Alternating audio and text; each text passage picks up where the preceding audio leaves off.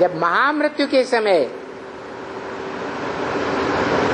Atomic energy का अंतिम विस्फोट होगा चतुर्थ विश्व युद्ध में, तो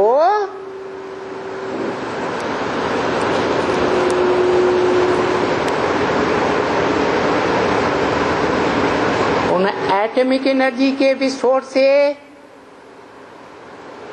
ये सारी धरणी रूपी माता थर्रा जाएगी।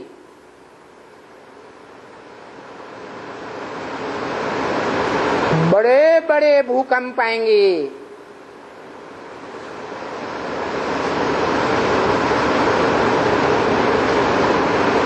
पृथ्वी जोर से डोलेगी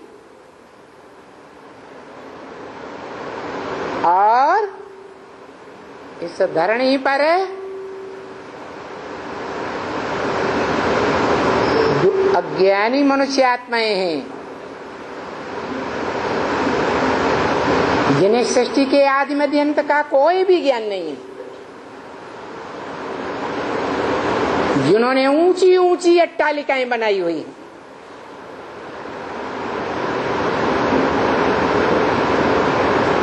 बहुत गहरे फाउंडेशन वाली अट्टालिकाएं, बहुमंजिली इमारतें, दुनिया की बड़े से बड़ी मनुष्यों की आबादी उन बहुमंजिली इमारतों में भी रही पड़ी है। जब ऐसे बड़े से बड़े भूकंप आएंगे संसार में, तो वो बहुमंजिली इमारतें हों या एक मंजिली मकान हो, वो सब धराशायी हो जाएंगे और दुनिया का बड़े से बड़ा मनुष्य सृष्टि का विनाश कैसे होगा?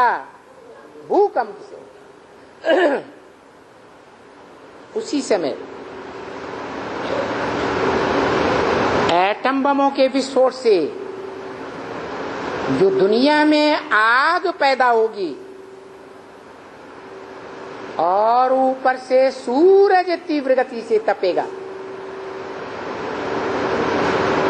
सारे आकाश की ओजोन फूट पड़ेगी। उस गर्मी से जो नॉर्थ पोल और साउथ पोल में पृथ्वी के मीलों ऊंचे बर्फ के पहाड़ हैं, वो सब दरक करके समंदर में आ गिरेंगे और समंदर का तल ऊंचा उठ जाएगा, जिससे दुनिया में जो अधर्मी आए हैं, जिन्होंने दैहिक धर्मों की स्थापना की है, भगवान बनकर के इस सृष्टि पर बैठ गए, ग्रेट फादर्स कहलाने लगे,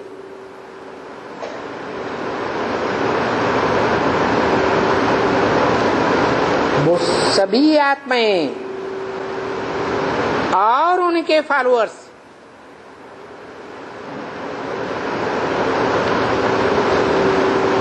उस जलमयी में उनके धर्मखंडों सहित डूब जाएंगे। वैसे जैसे कहा जाता है बहुत ही धर्मखंड चीन, जापान, क्रिश्चियन धर्मखंड यूरोप, अमेरिका, अरब धर्मखंड, अरब देश, अफ्रीका, और मुस्लिम धर्मखंड Pakistan, Afghanistan, Kazakhstan, Iraq, Iran आदि, वो सब समुद्र के गर्त में समा जाएंगे, क्योंकि झूठे धर्मखंड हैं, झूठे देहधारी धर्म पिताओं के द्वारा स्थापन किए हुए हैं।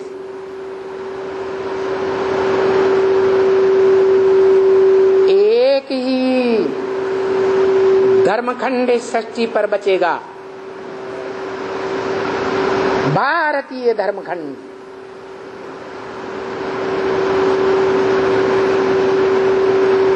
जिसका कभी विनाश नहीं होता, क्योंकि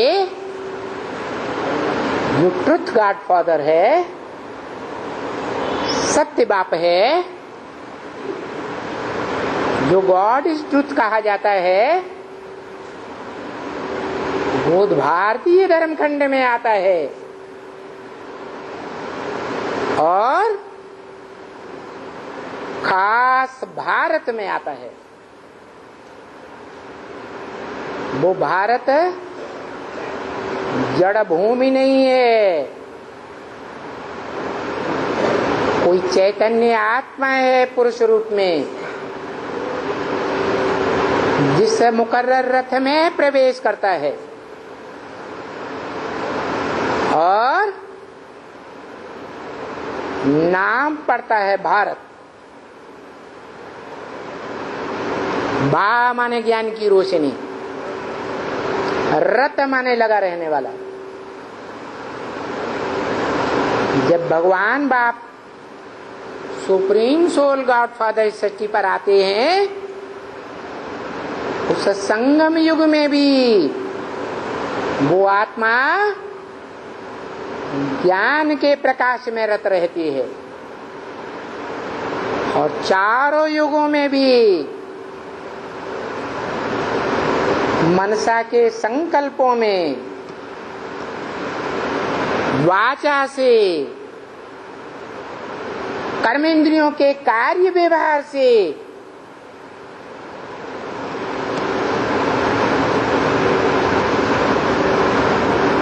सत्य में स्थिर होकर रहती है।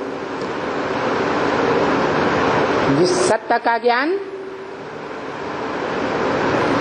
अखूट ज्ञान के भंडार से उसे प्राप्त होता है।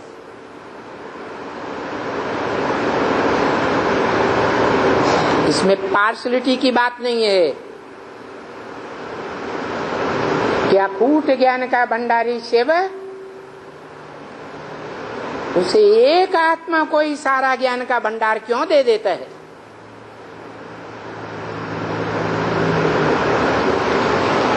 इसके लिए बताया है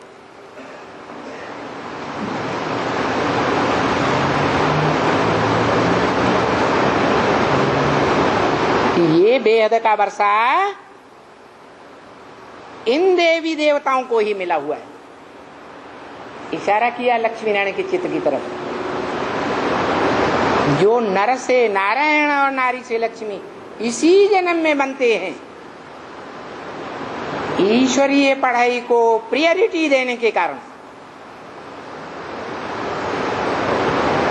जो बाप ने 20 बार बोला, सुप्रीम सोल बाप ने, सब धंधों में है नुकसान सिवाय एक ईश्वरीय धंधे के, अर्थात पुरुषोत्तम संगम युग में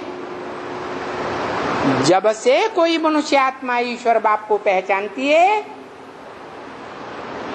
अपने आत्मा के स्वरूप को पहचानती है, उसी क्षण से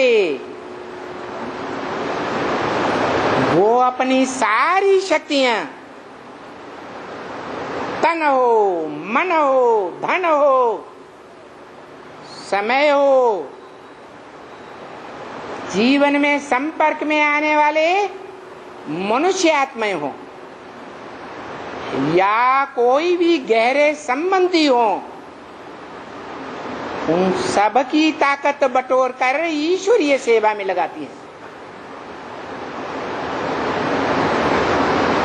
जो ईश्वरीय सेवा करना ब्राह्मणों का धंधा है, उन ब्राह्मणों में चोटी का ब्राह्मण जो गाया हुआ है, उसकी यादगार है एवरेस्ट चोटी। कि महामृत्यु के समय जब इस संसार में इतनी आग बरसती है कि सागर का जल बॉइल्ड वाटर बन जाता है और कई दिन तक मूसलाधार बरसात होती है, निरंतर बरसात, तीव्र गति से बरसात। जिस बरसात की बाढ़ में सारी दुनिया के सारे धर्मखंड डूब जाते हैं।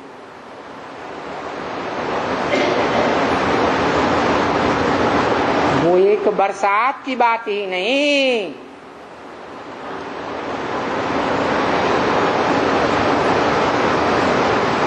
जल देवता के तामसी बनने की ही बात नहीं है।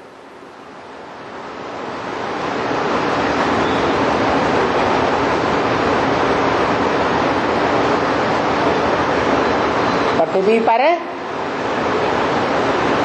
जो मीले ऊंचे पहाड़ हैं बर्फ के, साउथ पोल, नॉर्थ पोल में, वो भी दरक के समंदर में आ जाते हैं और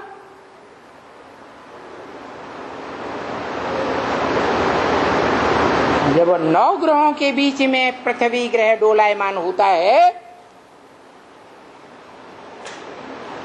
तो इस विश्व के 9 ग्रह चलायमान हो जाते हैं, उनमें अस्थिरता आ जाती है। पृथ्वी रूपी ग्रह इतना डोलायमान होता है कि उसका जो उपग्रह है चंद्रमा,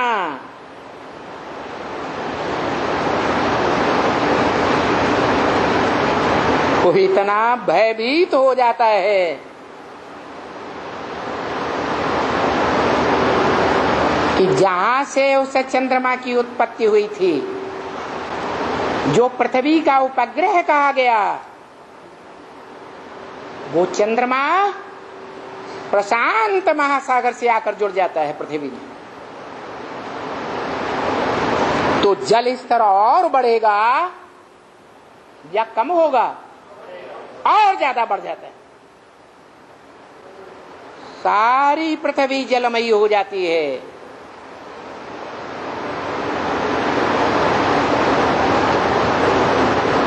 देश विदेश, भारतीय धर्मखंड, विदेशी धर्मखंड, सब जलमग्न हो जाते हैं। नदियां हो, सरोवर हो, पहाड़ हो, सब जल की बाढ़ में डूब जाते हैं। कौन बचा रहता है?